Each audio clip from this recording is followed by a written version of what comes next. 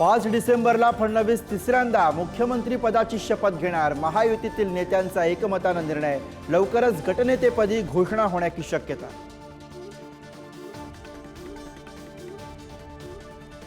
सत्ता स्थापनेची हालचाली सुरू असतानाच शिंदे साताऱ्यातील दरे गावात। मोठा निर्णय घ्यायचा असल्यास शिंदे गावी जातात। संजय शिरसाटांचं सूचक विधान।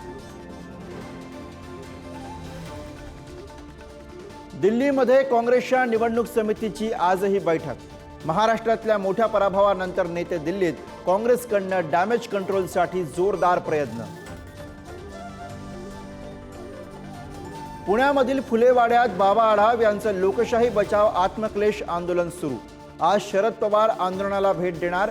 निवडणुका बॅलेट पेपरवरती घेण्याची मागणी। देशाचा जीडीपी म्हणजेच आर्थिक विकास दरामध्ये 3.5% घसरण। जीडीपी 5.4%वर गेल्या 18 महिन्यातील निच्चांक गाठला। मुंबई पुणे जुन्या राष्ट्रीय महामार्गावरती पनवेल जवळच्या रसायनीमध्ये चालत्या कारने घेतला पेट। आगीमध्ये कार जळून खाक। सुदैवाने कोणतीही जीवितहानी नाही।